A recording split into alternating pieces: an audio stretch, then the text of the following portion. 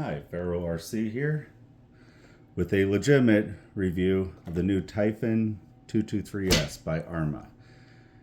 Yes, a lot of our channels have already made reviews about it.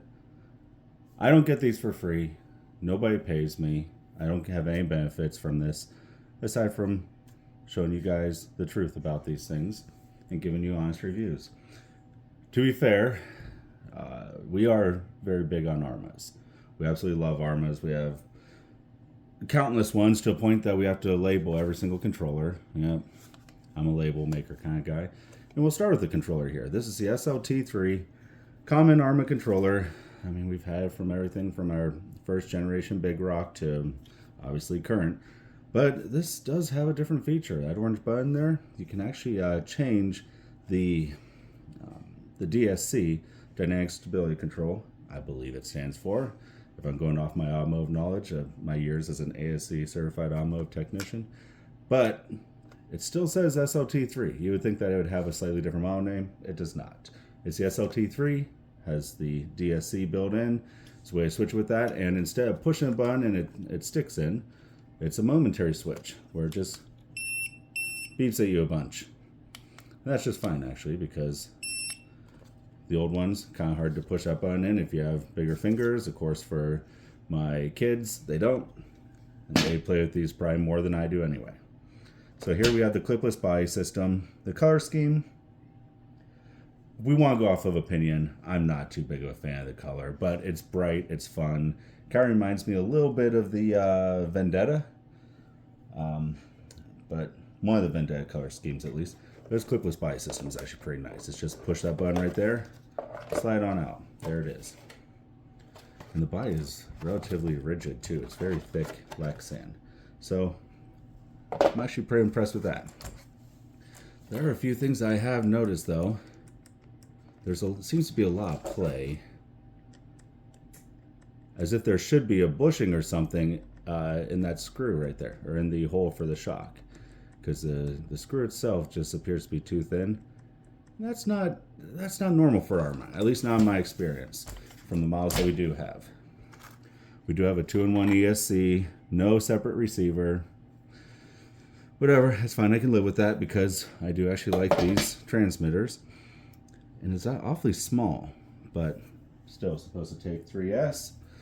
Apparently pretty quick. Center differential, I mean the things you probably already know if you watched any videos on these. Tires are the same as the previous one. The D boots, there's some sort of ZHO. Well, those might actually be new. And then apparently Arrma has had some sort of issue with the connectors and maybe wires getting broken, bent up, because now they actually have them contained in this strap here. I'm a fan of just regular straps. You start adding this stuff, it adds complication. However, whatever they think is best, that's fine. We'll give it a shot. If we don't like it, then we remove the straps. That easy. So it does take the Huvo, the big boy, the 8,000 milliamp 100C LiPo with the IC5 connector. Yeah, IC5. I don't really get the point of these hard plastic straps, but I think they're a little bit more fussy than they should be, like on our Creighton 8S. Now I can get it through there. Yeah, fussy. Fussy would be the term. There, slide out just a little bit. You see, yeah, it just keeps wanting to dip down underneath. All right, not a big deal. I wouldn't even consider that an inconvenience. And those wires underneath. All right, it's kind of secured. Obviously, before we run it, we're going to make sure it's much more secure. It looks like there's actually a battery limiter that could potentially be removed. I don't know.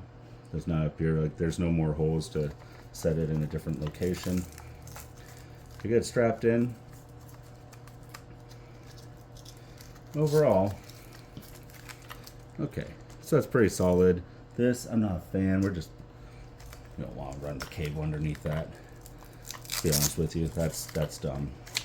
That's dumb. We're not running the cable underneath that. Would be nice. I like to restrain these cables. Retain.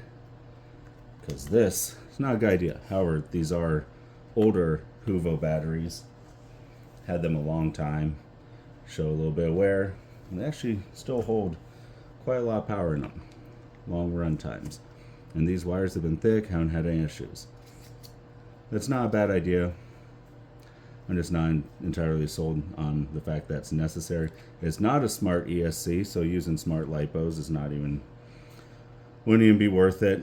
The smart lipos from Spectrum, because there's no third wire, as most Arrmas do come with that third wire. We do have this new ESC has a smaller power switch, doesn't have the programmer switch. Typically, you could program it with that switch, or if you have the Arrma programmer, the Spectrum programmer, you can plug it right in, which I believe you would actually use that fan port right there to program it. However, I also see a button right there. I don't know what it's for. Now, turn it off.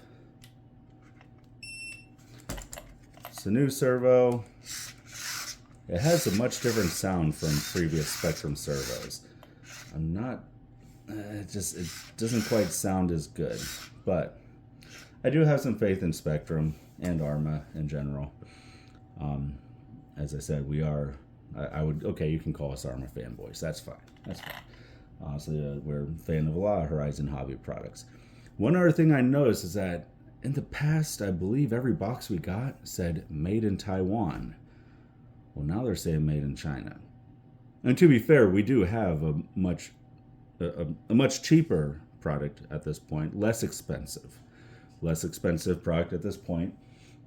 I would expect to see the same exact quality, but a few things. We have some more shiny plastics here. That's not nylon. That's not glass fiber reinforced nylon like a lot of this is.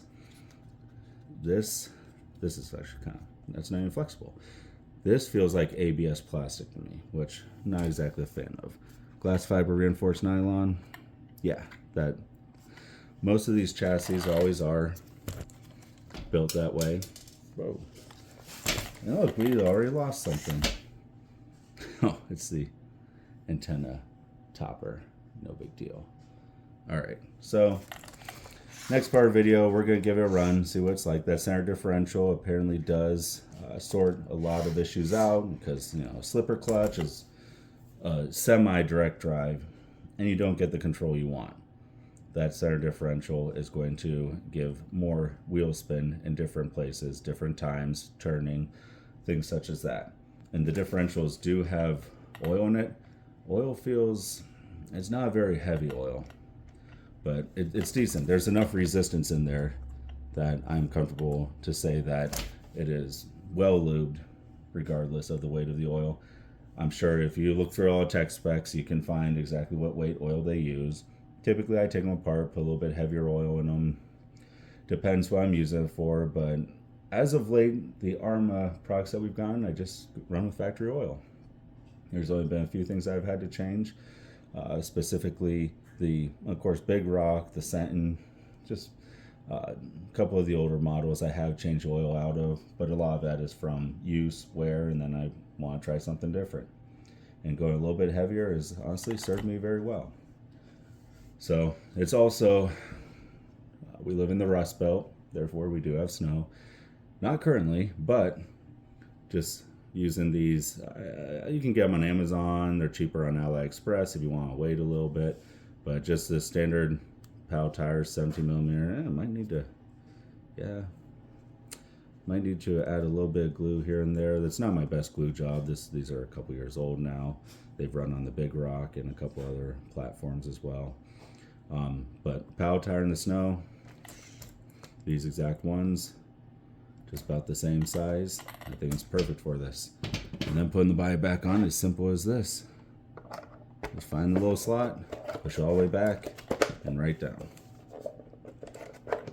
Until there. I think the battery wire might have been in the way. Overall, I'm impressed. This could be a lot of fun. I paid about $300 for this. I'm part of the Horizon Hobby, Platinum Club, and so I get double points on a lot of things. So I just use points that I've acquired from other orders. other purchases, and I use that towards my bigger purchases, like things like this. Typically, I'm just buying parts, upgrades, whatnot.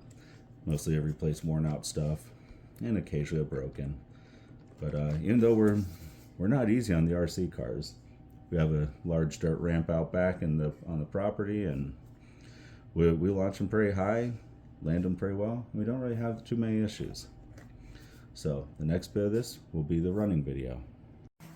Okay, we'll be testing out the Typhon 223S right now. Just doing a quick run. Let's bring that in a bit. Right now it's on 50%. It's got 3S Huvo 8,000 milliamp hour LiPo.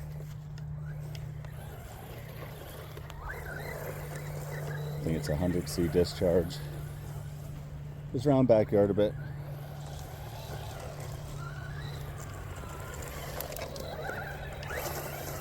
That's 50%. And we can bump it up to 100 here. Oh yeah, it's typical Arrma, 50%, feels like child's play. 100, yeah, that's the spot right there. I mean, taking the bumps real well. This is a very bumpy part of the backyard. Used to be like box gardens here. And never really flattened them out. Man, it's really taking it. Guess it would be worth going up here. Check out the ramp.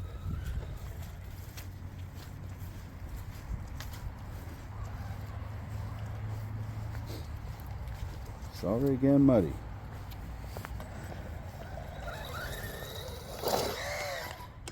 Nice landing.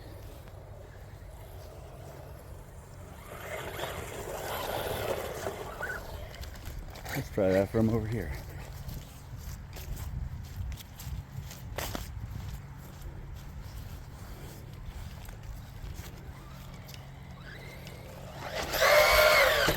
Whoa.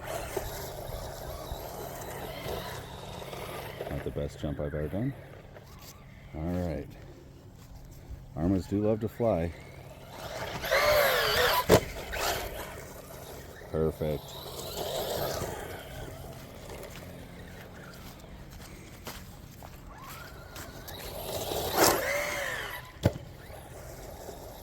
Good air control too. Oh! There'll be one more coming at us.